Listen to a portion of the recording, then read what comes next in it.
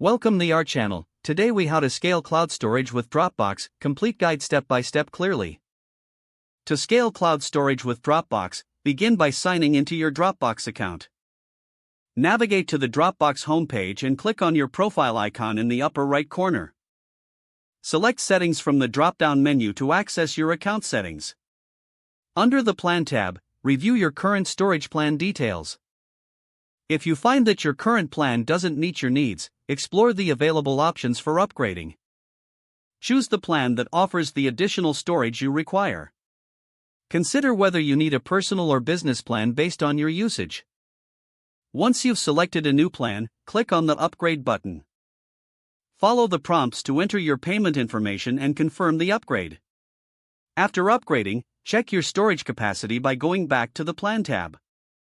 To optimize your storage, start by organizing your files into folders. Use the search function to quickly locate files that can be deleted or archived.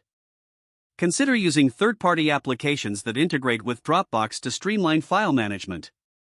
Set up file sharing settings to control access and collaboration. Review your storage regularly to ensure you're using it efficiently. Utilize Dropbox Smart Sync feature to save space on your devices. Sync only the files you need, keeping others in the cloud. Incorporate Dropbox Paper for collaborative projects, which can reduce the need for extensive storage.